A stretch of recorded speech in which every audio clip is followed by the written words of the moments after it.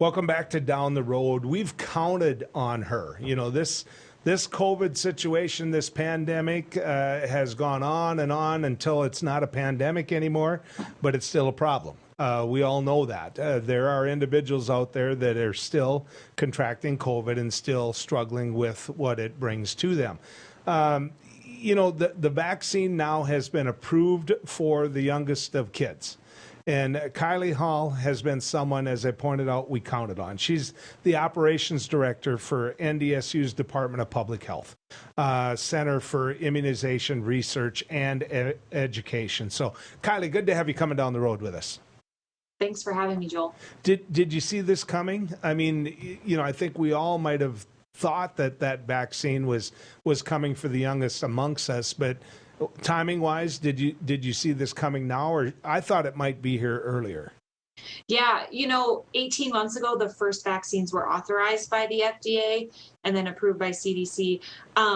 Certainly, we hope that the childhood vaccines would come earlier than 18 months later after the adult doses. But with the timing, we heard at the end of last year that Pfizer needed to add another dose and to get that efficacy in kids that they were hoping for. And so we've known for the last couple months this was coming. We've been preparing for it, knowing that it was likely middle to end of June, and now it's here. So why 6 months? Why not right off the bat? I mean, why 6 months? Why 6 months later, or no, 6 months to 5 years old. Well, why that gap? Sure. Why 6 months? Okay. So it's all about where the age group that the vaccine was tested in. And so they look at, at what point in time might the child be able to mount a good enough immune response? At what point might we get parents to consent to giving the vaccine? And then what age group is it safe in? And so they looked at the age group 6 months and older now. And that is who the vaccine was tested in for both Pfizer and Moderna. So Pfizer was 6 months to 4 years, Moderna was 6 to 5, and then they also did some older age groups as well. That's why 6 months. Another important piece there is if moms are vaccinated during their pregnancy, we think that the antibodies can last for at least 6 months in the baby. So there might be some protection there from mom if she was vaccinated. Okay, why children that young? It's clear that COVID affected the elderly in the worst way. It's clear that in many cases during all of this, the one thing that we didn't have to worry as much about was the really young kids. Why get your child vaccinated if they're not at that big of a risk? Yeah, that's a really good question. And I think a lot of parents are wondering, why would I vaccinate my kids when they're low risk? So I would start with saying, I don't disagree with you. Kids typically do pretty well when they are infected with the virus that causes COVID. But low risk is not no risk. So I was just talking to someone at the health department this morning, and you might not believe this, but we've had 62 kids in the 6 month to 4 year old age group that have been hospitalized with COVID. 62 kids hospitalized. If that was my kid, you can bet that I would have done almost anything to protect them. And it's not just hospitalization, right? It's kids can get really sick. They might be at home for 3 days with the fever or 5 days with the fever. They might have a really long cough. And then there's certainly things like long COVID.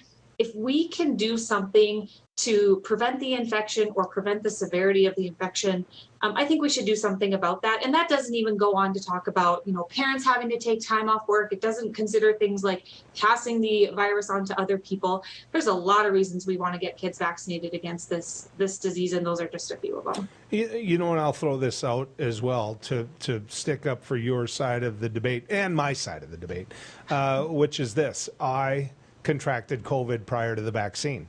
Mm-hmm. And, the minute I could, I got vaccinated and I got boosted and everything that goes with it. But I would also add this. I don't think that we have a ton of information or a ton of knowledge about what happens post-COVID. There are times that I'm out of breath and I can't figure out why. And there are times that I ache. And maybe my arthritis is worse than I'm used to, and all of a sudden I'm taking Advil when I normally won't. And so I don't know if that's because of this. I don't. I know that any given day I can easily walk 4 miles through hard brush to go shoot some pheasants. Okay. And then one day, just completely out of the blue, I walk a quarter mile and I'm like gasping for breath, through hardly no hard grass. And so I don't know what's going on yet. And I don't know if you've heard that as well. Yeah, absolutely. We know long COVID certainly happens. So it's continued symptoms even after you've likely cleared the infection, and that can persist for weeks or months. We know that it's likely not as common in young kids, but I don't think the research is as prevalent there. And we might still we will still continue to learn more about long COVID in kids and how this virus affects people differently. And again, if we could prevent that with a vaccine, I think it's certainly worth doing, and it's what I'm going to be doing with my kids. And I just have to say this, I've got 6 grandkids, and as my kids point out, I'm a lot nicer to those 6 grandkids than I were to them. And I point out to them, it wasn't my job to be nice. It was my job to make sure they were the kind of people that could raise 6 kids in a good way. But the youngest was 6 years old, and she was in the back of that van going to get vaccinated as soon as she could.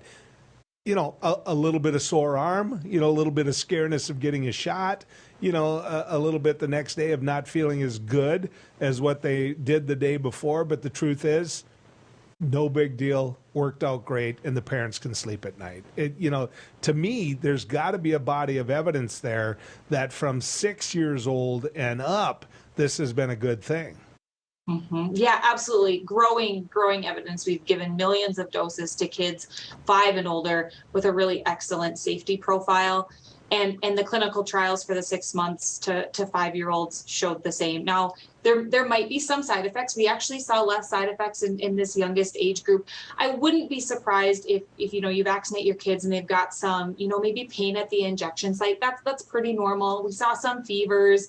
You might see some fatigue or some irritability in your young kids, but those are pretty self-limited, maybe 1 or 2 days. And we're not seeing a lot with serious side effects in the young kids, at least in the clinical trials. It's definitely something we're going to continue to watch. And so stay tuned. But what else I would say to parents, Joel, it's okay to have questions, and it's okay to be unsure about what you want to do. You're probably hearing a lot of different things, but if you have questions, go and talk to your pediatrician about the vaccine and why it might be right for your kids. Maybe they've had COVID, maybe they haven't had COVID. What might benefit them if they get that vaccine? So if you have questions, go talk to your pediatrician. Well, the number for me, Kylie, is 11. I mean, that's a number that I always want my friends to keep in mind, because there were 6 individuals that prior to the vaccine coming out that I knew in my life that I lost. And here, yes, 2 of them were above 80 years old, but they still had some tread left on the tire. They still had some grandkids' ball games to go to. They were still loved, and that time, that window that their family was going to get to spend with them was going to be longer. So I'm tired of the argument that they were elderly, they were going to die anyway. One coworker that was one of the most important people where I work that you can possibly have, not to mention such a good person. He was everybody's friend. And the third person that died in North Dakota was one of my best friends. The minute I got to Minot, I would give him a call and talk to Scott. And the one thing that his wife said to me after the vaccine came out was, push it, push it, push it. So my question becomes this, Kylie, when do we, get to take a step back and look at all those people that said that you were going to have a hard time having a baby after you get vaccinated, that you were going to be so sick it was going to cause you within a year to be dead, and all of those things, and look at them and say, do you admit you were wrong now? I mean, you're a pro. You're not going to do that. But for me, do I have leave by you to point out to them that they were just flat out wrong?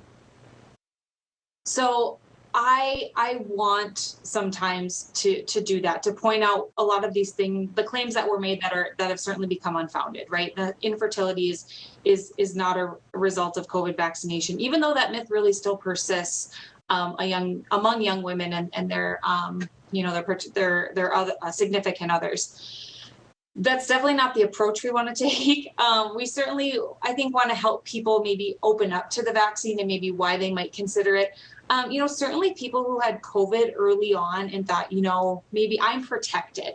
2 years out now, you probably don't have that much protection. And this might really be a time for you to consider vaccination. So it's having those conversations with people, really understand where they're coming from, try and open them up to the idea of vaccination and see where you get, build that trust. It's an uphill battle. I experience it every day. Yep, and I get a flu shot every year. Kylie, good to have you on. Thank you for coming down the road with us.